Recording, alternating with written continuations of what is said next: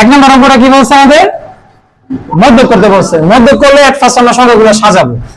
সবসময় আমরা কি সংখ্যাগুলো সাজাবো। তো লিখি যে সংখ্যাগুলো সাজাই।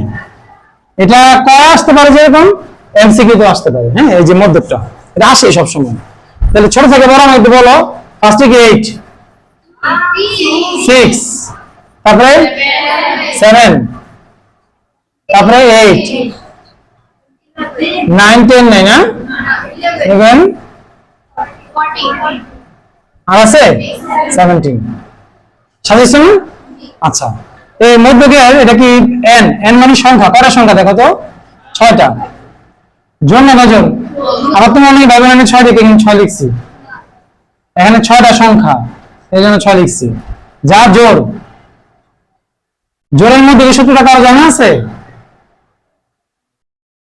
আগে একটা দাগ দিবা, নিচে 2 দিয়ে দিবা। আগে দাগ দিবা n/2 তম পদ প্লাস আবার n/2 তম পদ। মুখস্থ করার একটা টেকনিক শিখিয়ে দিলাম। n/2 তম পদ যোগ n/2 তম পদ, মনে থাকবে না? কত লিখছো তুমি? এজন্য নিচে 2 দিছো। এটা মনে রাখার একটা টেকনিক। এটা একরকম হয়ে যেতে পারে, আলাদা করার জন্য আমি কি করলাম, এখানে একটা 1 যোগ করে দিলাম। আচ্ছা, এবার মান বসাও। n এর মান কি বলো তো? 6। n এর মান কি?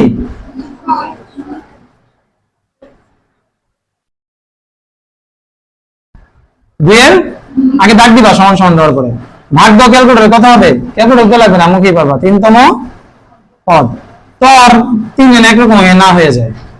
6 এর ভাগ দিলে 3, 1 যোগ করলে কত হয়? তার মানে কি বাচ্চারা, 3 তম পদ আর কি? তাহলে 3 নম্বর পদটা কোনটা বলো তো? 1, 2, 3, 8। আমি সব ইংলিশে লিখতে হবে না, বাংলা লিখছি বলো না কেন? আচ্ছা, সমস্যা নেই, সব ইংলিশ করে দিছি। তাহলে এবং 4 নম্বর পদটা কোনটা বলো তো? 11 না? অনেক করে এদিক দাও তম পদ লেখে না।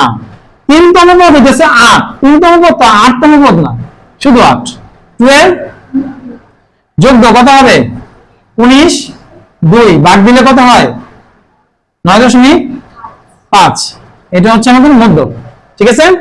আচ্ছা, তারপরে আমাদের 2 কি বলছে? শ্রেণীব্যক্তি। শ্রেণীব্যক্তি কত দেওয়া আছে আমাদের বলো তো? লেখা দেওয়া আছে। তোমার যদি 2 পারো তাহলে 3 পারবা। মেনের সূত্রটা দেওয়া আছে। শ্রেণীব্যক্তি বলো তো, শ্রেণীব্যক্তিকে কি দ্বারা প্রকাশ করে? তাহলে আমরা ব্রেকেটে h লিখলাম, তো তোমাদের বুঝতে সুবিধা হবে। কত দেওয়া আছে আমাদের এখানে? 10। ওকে, তারপরে অনুমিত গড়।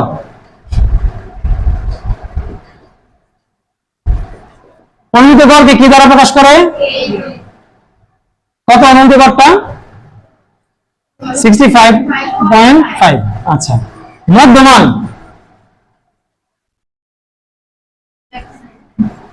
মধ্যমান মানে কি বলতো? xi। তাহলে আমরা কি করলাম, এখানে xi এর ব্র্যাকেট লিখে দিলাম।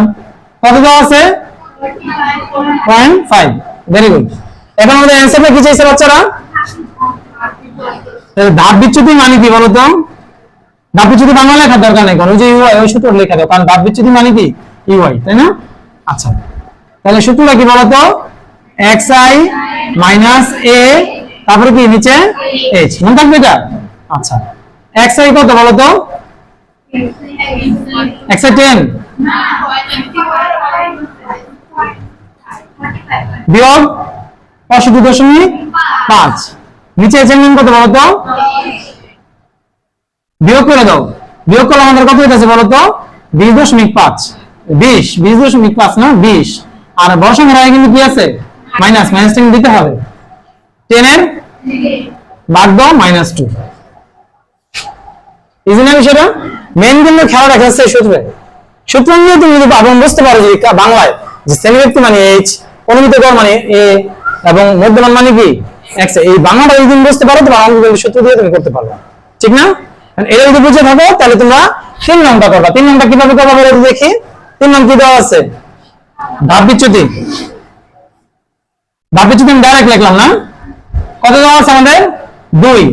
তারপরে কি দেওয়া আছে বলতো, মধ্যমান। মধ্যমান মানে কি বলতো বাচ্চারা, xi কত, 24, তাই না?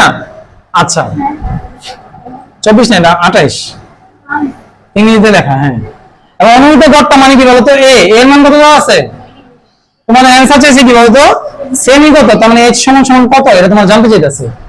তুমি এবার মানটা বসাও, ইউ এর সূত্রটাকে তো তুমি জানো, কি বলতো সূত্রটা,